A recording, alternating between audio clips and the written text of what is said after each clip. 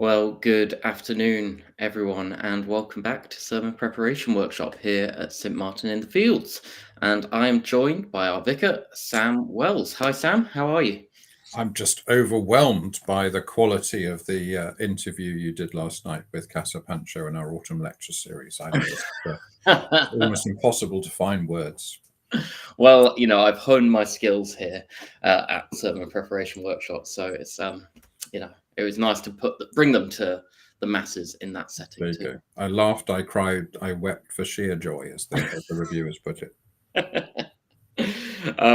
We are here, as always, folks, to discuss the lectionary readings for next Sunday. So if you're watching this today on the 30th of September, we are looking at the 12th of October, and we'll be going through those shortly. But Sam, I have a question for you, because a friend of mine from my drama school days reached out to me this very day and sent me a text because they've been going to church recently for the first time. And they were talking about their own interpersonal conflict with trying to make sense of what the Bible says and their own personal, more inclusive liberal views on things such as homosexuality and what it says in the Bible. And I know this is something you've talked about in other settings, but I'm wondering, perhaps if anyone is watching and thinking this is a subject I want to broach with my congregation in the format of a sermon, how would you go about doing that, and when would be the right time? I think so a few things about that. So if you look in my book How to Preach, there's a discussion, for example, about how to discuss political things, and I think this isn't too far away from that. And a sort of 10 do's and don'ts, including do tell you if you're going to take on a big issue, don't make it a surprise. We have a weekly Friday newsletter and pipeline we send out from St Martin's. You can mention that. You can mention it 10 days ahead. I think that's important to make a distinction between having something important to say, which we hope will perhaps change some people's minds, or be part of a journey of changing some people's minds, and doing just what you feel like and preparing people for that. So if it really is about changing people's minds, then the first thing I would do would be to probably email a spectrum of opinion in your congregation, at least 6 people, but not hundreds, and say, I'm thinking of doing this on 2 weeks on Sunday, because the lectionary set is X, whatever. So I mean, back in the day, people used to angst about divorce. Do you remember those days? That would have been a subject in the 90s, for example. I remember preaching about divorce and thinking I needed to talk to a few people before because it touches on people's lives and so on. Yeah. And of course, it touches on people's lives more than you would realize. Because the rock solid people in row 3 are already coming out of 43 years of therapy. That's the first thing you do. I think the second thing you do is I've already said, you don't just drop it on people. You certainly don't do like a quarter of a sermon on it. You don't sort of say, well, there isn't time to go into all the kind of other arguments. You don't do that. You do a thorough job, or you don't do it at all. You show what you've prepared to people from a spectrum of opinion, because the important thing is not that you please everybody, but that the people who you're disagreeing with feel you have honored their point of view. You haven't trashed it or used really bad example and then dismissed it. In other words, it's a proper argument. How you actually go about the argument on that one, then I think you have to give a bit of context. Obviously, Lucy Winkett and I wrote a letter to the Church Times, or a sort of long article really, a few months ago, which gives a brief version of my views about most of the issues involved: the Bible, the church, marriage in general, all of these things. Because then that highlights, what are we actually talking about? So homosexuality, does that mean waking up at the age of 8 and thinking I'm actually gay, aren't I? Does it mean that? Does it mean sexual encounters? Does it mean dating or casual relationships or casual encounters? Does it mean marriage? What are we talking about here? Does it mean marriage for clergy? So again, you've got to be very clear what you're talking. It'd be very difficult to talk about even just all of those things in a sermon. Then it's perfectly possible to do a sermon and then to produce a longer piece of work that you make more widely available and invite people to dialogue with you about either or both of those. But trying to speak really, really fast so you can get twice as many words into the same amount of time is not a good way of doing things.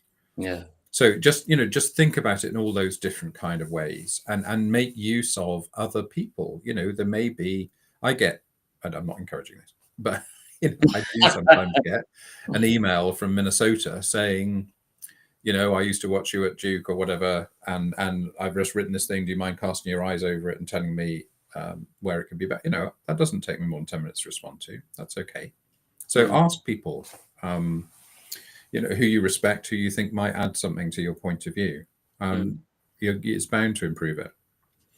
So those are just a few thoughts. Yeah. My basic line is in a sentence is what the Bible, on the whole, is condemning is something that no person who upholds gay relationships would support. It's condemning abusive, manipulative relationships because that's what it thought gay relationships were. Yeah. Where one is, without going into too gory details, one is the kind of receiving end, as it were. That's probably too graphic. And the other is using somebody. And I don't think anyone would really be saying that was a description of a kind of relationship they were trying to advocate. So in a sense that conservatives and liberals are talking past each other. Yeah. And that's often the case with an intractable argument. Yeah. Well, thank you very much. And hopefully that might be helpful for some people here who may be considering broaching a subject like this, or like you say, any sort of sensitive subject with the congregation. I think it's about time, though. We've got 22 people here live, and I'm sure many others tuning in later to watch and find out the meat of the matter, which is our lectionary reading. So we are going to begin with our continuation of Jeremiah. Yeah, so I think there's two readings here you're going to preach on and two readings you're probably not going to preach on. So Jeremiah is one of the ones you're going to preach on. And again, I think this isn't really about the whole passage. It's really about one.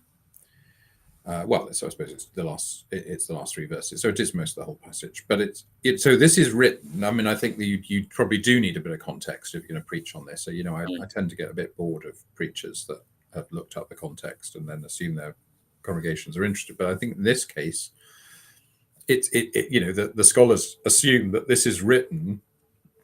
And it basically there in verse 1, between the initial exile in about 597 and the kind of thoroughgoing exile about 12 years later.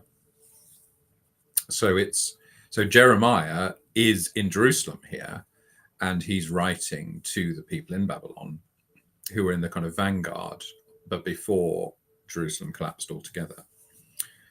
And this phrase, seek the welfare of the city, I used to have a seek the welfare committee when I was at Duke, because that was the name of our initiative that related to the city of Durham, in which Duke University is located.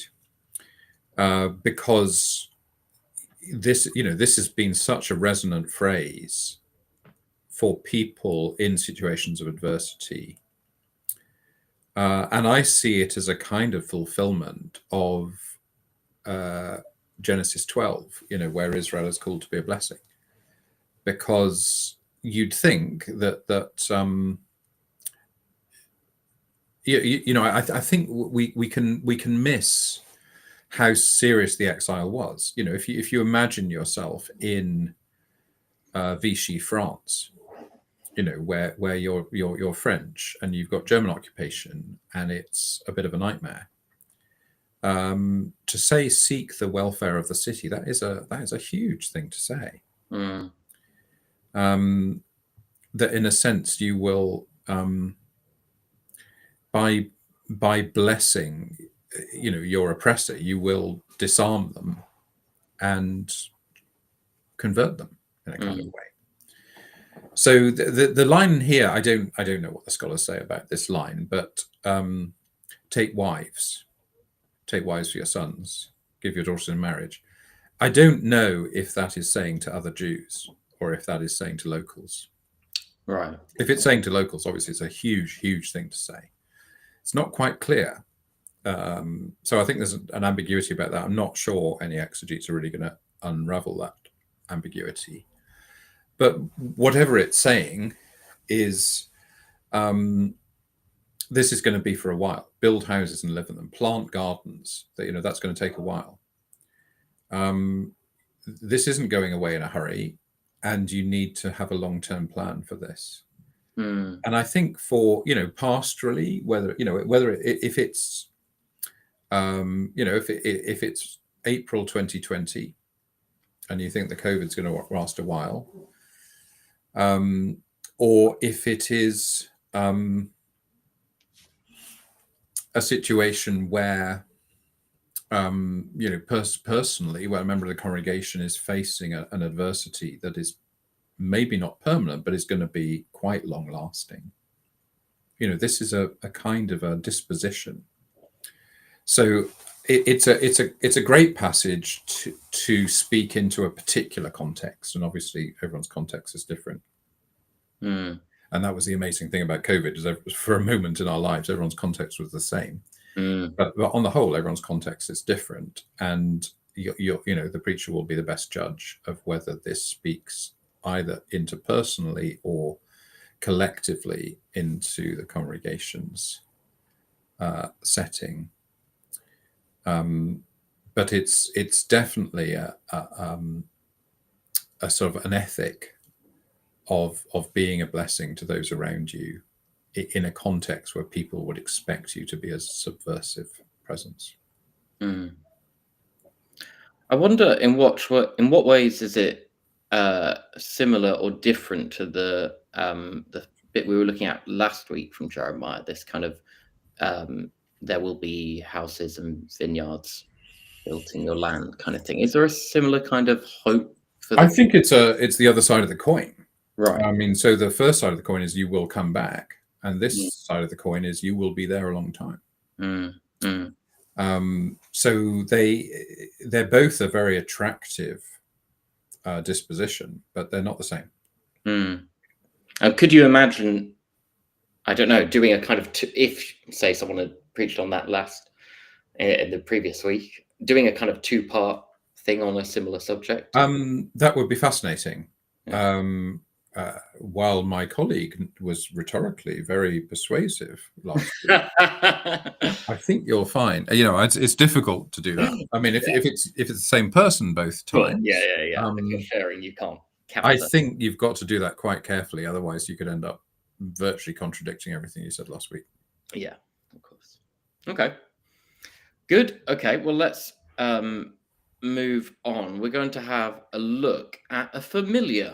So yeah, I think I preached on this passage only about 2.5 months ago, and the reason why that was is it came up in the continuous readings, and now it's come up in the matched reading. So it's here because the gospel is about a non-Jew being healed of leprosy, and this is the story in the Old Testament of a non-Jew being healed of leprosy. This is a much more sophisticated, elaborate story than the one in the New Testament, but if people want to see what I said about it just a few weeks ago, I think it was July 6th, I talked about 5 different servants in the story. I included the Gehazi extended part of it, and I talked finally about Jesus as the servant that is and isn't in the story. So people are welcome to go back to July the 6th, and it'll be on our website. to have a look at that. So it's probably not best not to say a great deal more about it here. And I'm pretty certain we talked about it as well in this. So if you work your way 2 weeks backwards from there, I'm sure you could find it as well. Okay, we won't say too much more. It is it yeah. That's just an oddity of the lectionary then. Yeah, I think it's one of the biggest oddities. There are oddities. There's an oddity after Christmas one year where you get the presentation of Christ in the temple, which is the same reading that comes up at Candlemas 39 days later or something like that. You know, there are some oddities, but this is one of the bigger ones. Okay, well, let's continue onwards then to our New Testament reading, and we continue with 2 Timothy. So this is kind of curious passage because it's got 2 little mini creeds in it. And then a couple of verses at the end that it's, you know, very difficult to know what to do with. So I really struggle to preach on these kind of passages because remember Jesus Christ, raised from the dead, a descendant of David. You know, okay, we're assuming Paul didn't write this because of the difference of vocabulary and things, but it's attributed to Paul and it's, you know, presented in the New Testament as being written by Paul. That's a pretty short gospel. If you think of almost anything, obviously got resurrection there. I don't think that many Christians these days are all that worried about descendant of David. And just to sort of footnote that, if you believe in the virgin birth, then Jesus wasn't a descendant of David because, you know, the genealogies take Joseph back to David. So it's, you know, it's quite complex. So we're left with quite a short gospel. Yeah. However, we get this contrast in verse 9 between Paul being chained, but the word of God is not changed. And we get what feels like, you know, a bit of self-promotion on Paul's part. So again, all quite difficult territory. But then we get another kind of creed. If we've died with him, we will live with him. If we endure, we will reign with him. If we deny him, he will deny us. That's also a bit uncomfortable. If we're faithless, he remains faithful. So I think if I was going to preach on this, I think this is something where you would probably want to look at salvation, i.e. in the sense of what happens when we die, and the complexity of those 2 verses, verse 12 and verse 13. If we deny him, he will deny us. I mean, that's quite jarring. But if we are faithless, he remains faithful. So, you know, you're obviously going to get your commentaries out and work out in what sense those aren't contradictory. But I imagine most people listening to this, like me, would be drawn more to verse 13 than verse 12.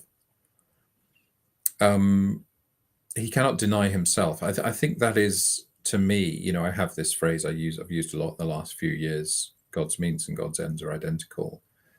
God can't, you know, do the smiting in order to produce a good effect, because that would be God's means being very different from God's ends.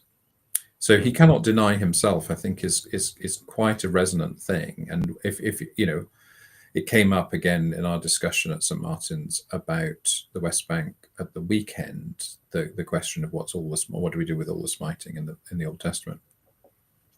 So I think, you know, it's a more subtle sermon, but I think he cannot deny himself is an interesting, again, I think we've talked here before about what I call a traditional evensong sermon, where you don't preach on the whole passage, you just take 4 words like that and reflect on those 4 words. And if you're going to do that kind of homily, I suppose, then he cannot deny himself, I think, is actually taking the issue not into what does the Bible say, but into what is the character of God to which the Bible points. And again, I would say to your friend that we talked about at the beginning, if you're struggling with the Bible, remember the Bible is there to point us to God, and just concentrate on the God parts. And don't feel that the Bible is this sort of, don't worship the Bible. The Bible is an arrow. You need to follow the direction of its arrow rather than get too obsessed with the details of the arrow. Anyhow, I think you're not going to preach on this passage, so we won't dwell on it too much longer, I don't think. Okay. Yeah. I think the really interesting one is the next one, unless you've got any other things. No. Let's move on to our gospel. So we're in Luke. So I think there's at least 3 sermons you can preach on this one. There is there's a I suppose a theological one and 2 ethical ones. So I did preach a sermon on this text at Duke Chapel, which is still one of my favorites, actually. One of the ones I think, I smile and I think, I was quite pleased with that. And I looked it up, and it was October the 14th, 2007. So you can find it on the Duke Chapel website. But and it was called The Power of Saying Thank You, and it was.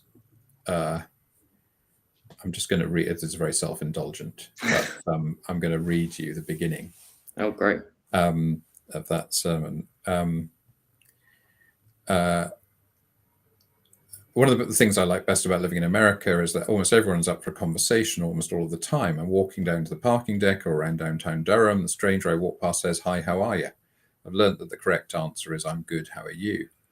After that, the conversation can go off in any number of directions, or it can simply stop with a cheerful sense of well-being. In England, it doesn't work like that. Instead, you say with your mouth half shut, "Morning," to which there are 2 answers. You can either say "nice day for it," or you can say "shocking weather again." Usually you give the second reply and the conversation's over. So I defy anyone to disagree with me. But then the sermon goes on in terms of the way you say thank you in America. And the way, of course, in England, when somebody says thank you, we always get it wrong. We say "don't mention it," which is really an outright criticism, making the person wonder if they should ever say thank you again. Or "the pleasure is all mine," which is also a correction, makes you feeling miserable. Yeah. Or "not at all," which is the worst of the lot, because it's just the person saying thank you is just plain wrong.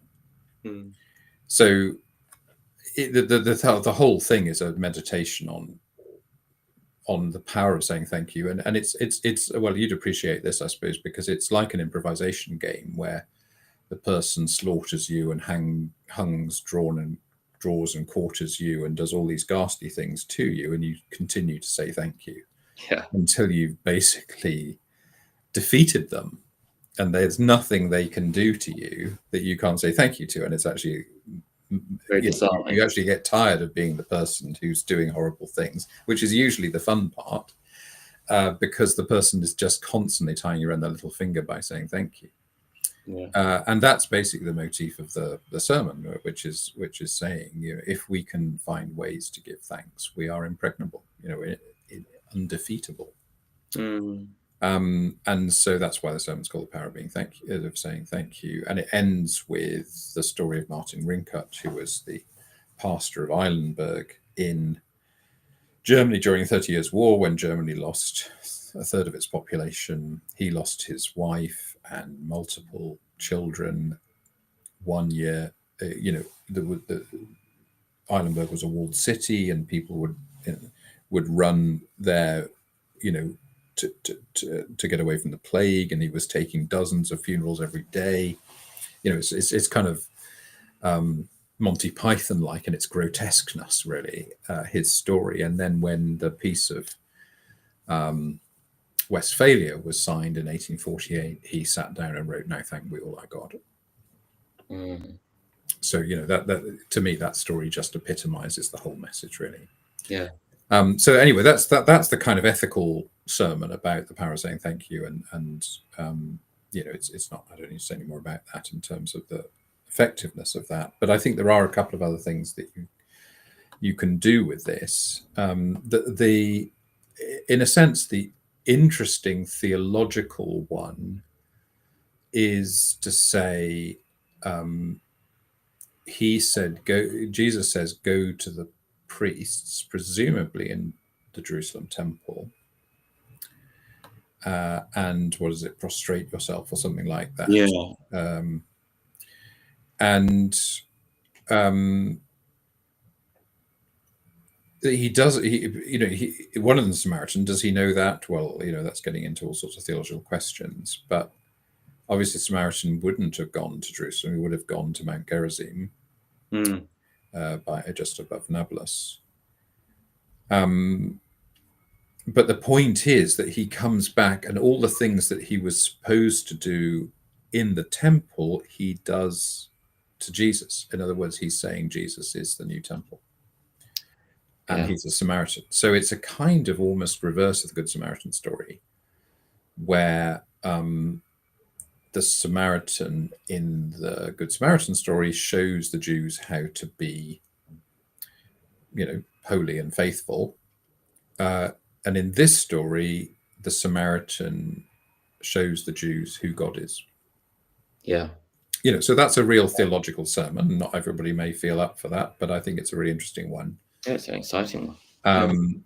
And I think that's things that people won't generally have seen in the passage before, if they think it's just about, you should jolly well say thank you and write a nice letter after you've been for dinner.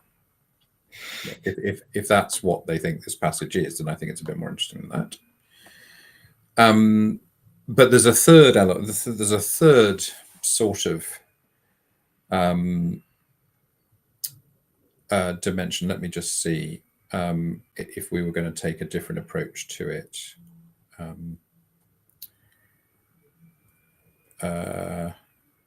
Yeah, I'm sure when I was thinking about this earlier, I could think of a third one. It'll come back to me in a moment.